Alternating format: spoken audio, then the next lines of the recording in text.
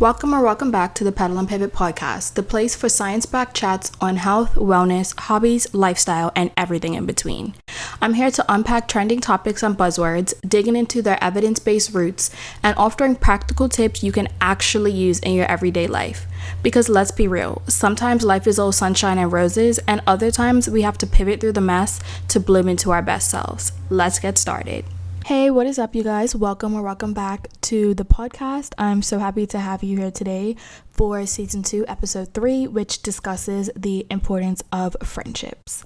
The quote for today is, "It's about who stands with you in the rain when they have the choice to be dry." And I really liked this quote because it really embodies what friendship is about. Friendship is about a lot of inconveniences and being there for people in hard moments and putting yourself in their shoes to really understand who they are and why they made the choice that they made. And it's also about supporting people truly unconditionally. Aside from that, I wanted to chat for a second. I am sick at the moment. I don't know why. It's really unfortunate. I had spring break last week and now we're back into the groove of things. I already have 2 exams coming up, but I am sick, so I apologize for my voice, but there's nothing that I can really do about that. And I really wanted to get this episode out because I don't even know when the last time that I posted an episode was, but I really miss podcasting. And now that I'm finally in systems blocks, I think I should be able to get into a better routine so that I can post more consistently. My pedal moment is that I got to spend a lot of time with friends last week.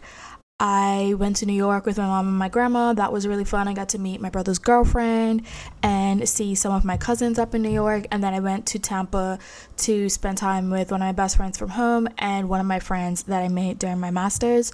It was really nice to get a break and just step away from the hustle and bustle that is medical school and have time to really enjoy myself. And my pivot moment is obviously that I'm sick, so that just makes everything 10 times harder.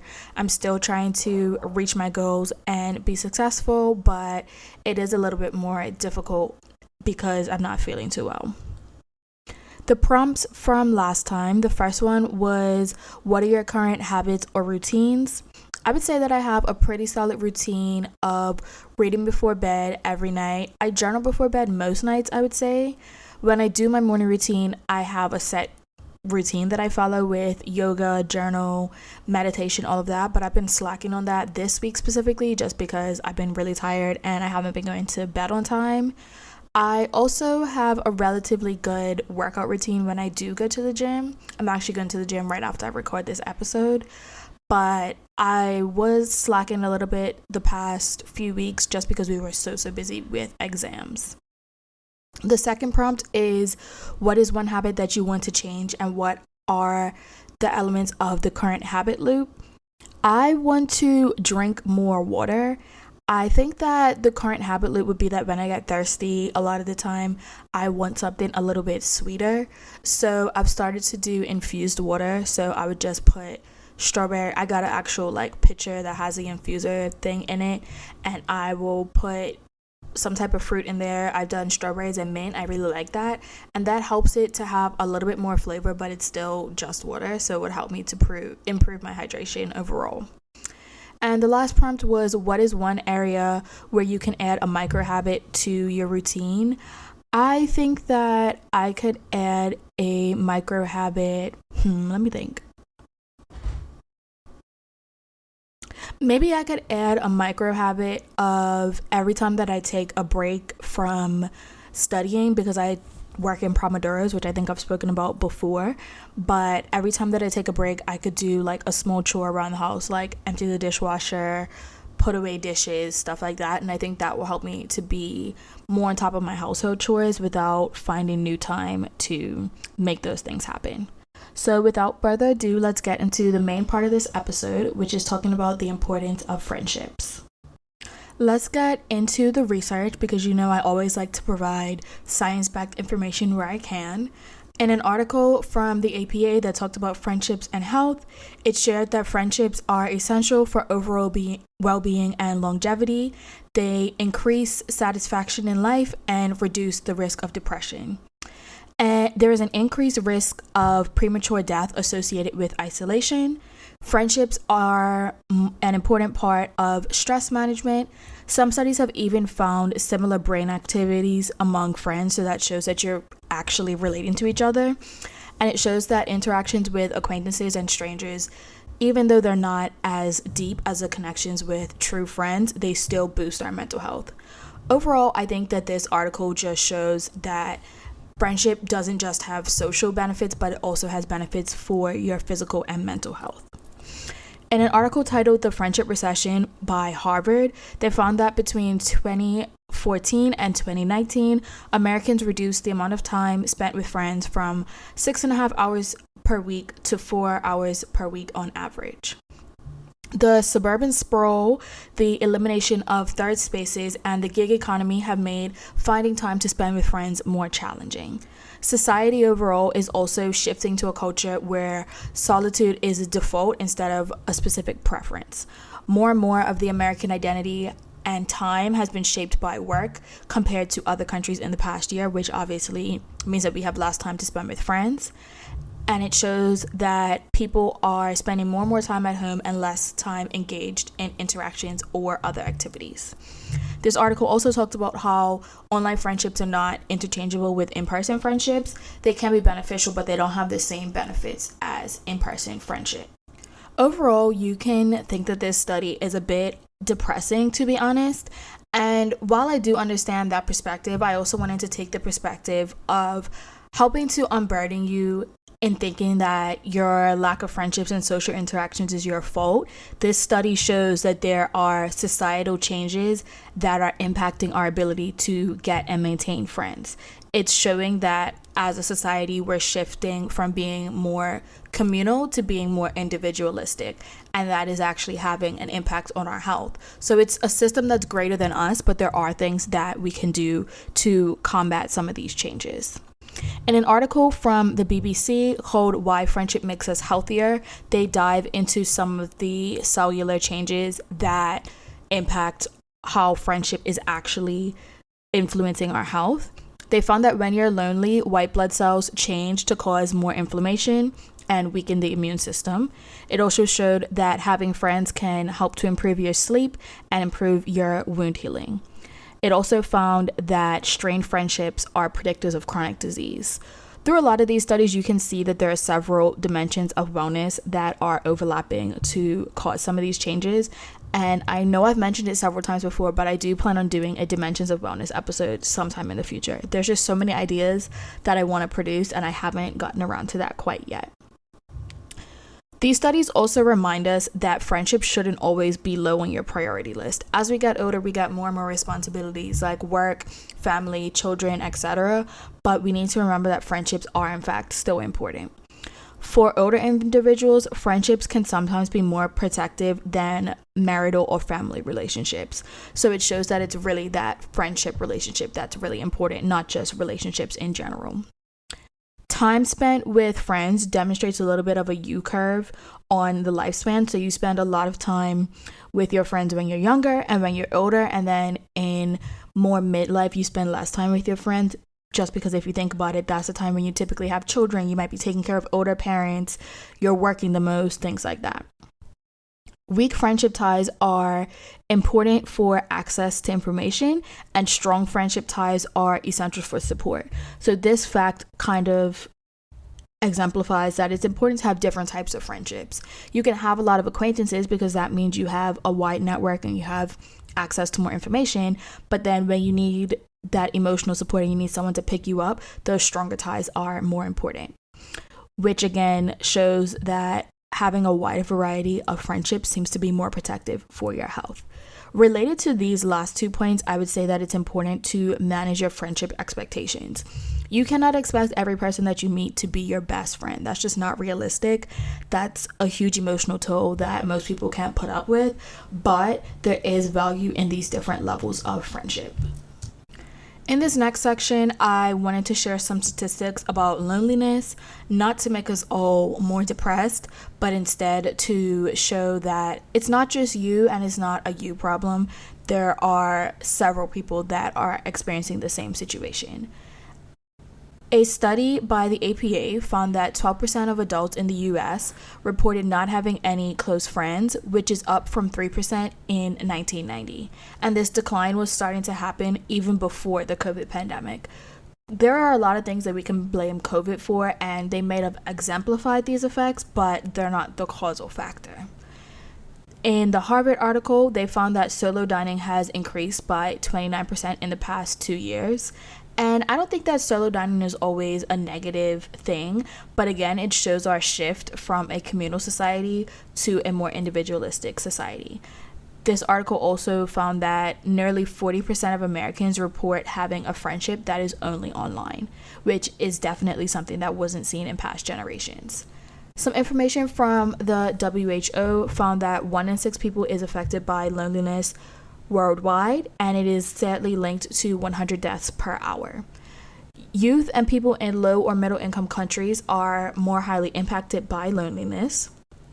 17 to 21% of individuals aged 13 to 19 report feelings of loneliness, and social isolation is estimated to affect 1 in 3 older individuals and 1 in 4 adolescents.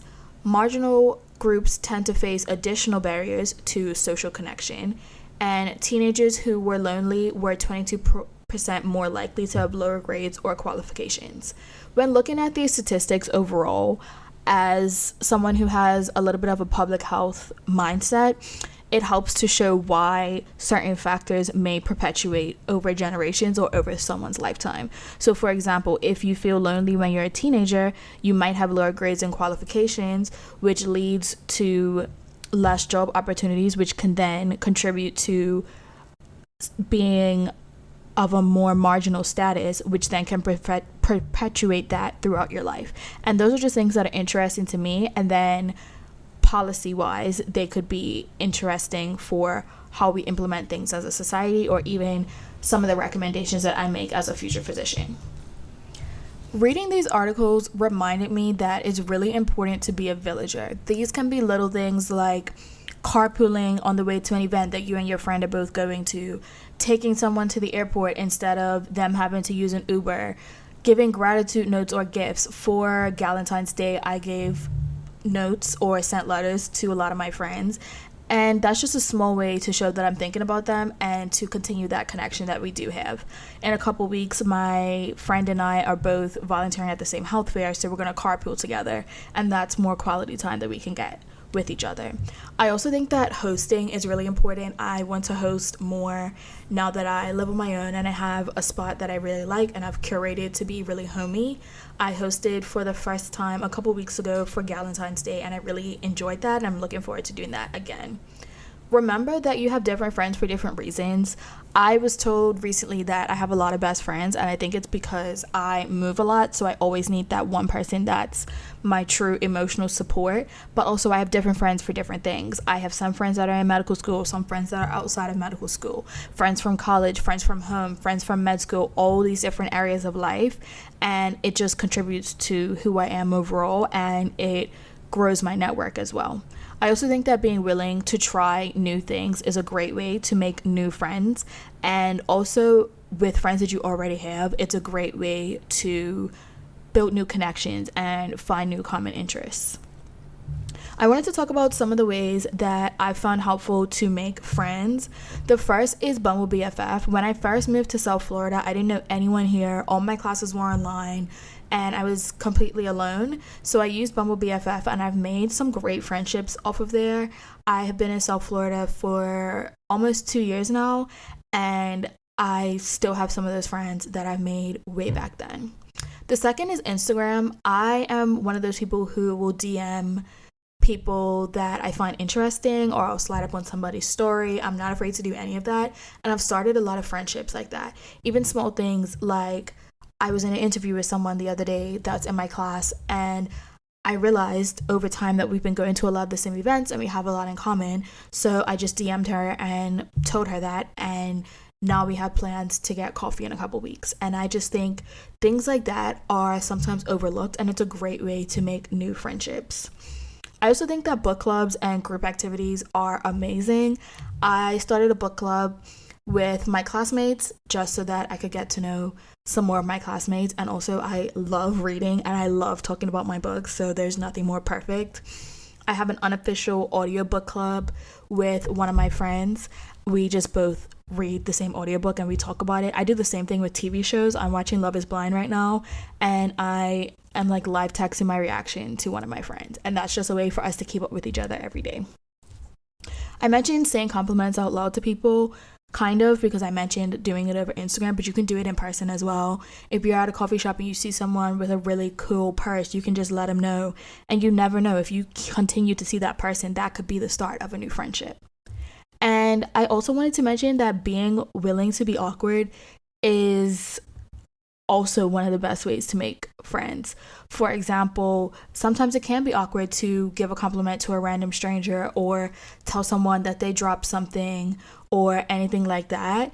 And again, that's one of the best ways to start friendships, because a lot of us want more friends and we're almost never going to deny new connections. So little interactions like that is something that technology and social media has taken away from us, because we don't have as many in-person interactions, or when we are in person, we're not paying attention as much. So that is a great way to bring back some of those things that allow past generations to make friendships more easily than we can now. In this last section, I wanted to talk about some of the ways that I maintain my friendships. Some of these are a little bit of overlap from things that I mentioned before, but I wanted to mention them specifically in this section. The first is group chats. I have several group chats. I know so many people hate them, but I think it's a great way to communicate with people and to just touch base every now and then. I have one with some of my friends who were all in different medical schools, but we're all having similar experiences. I have another one with two of my best friends from high school. There's one with three of my friends from middle school.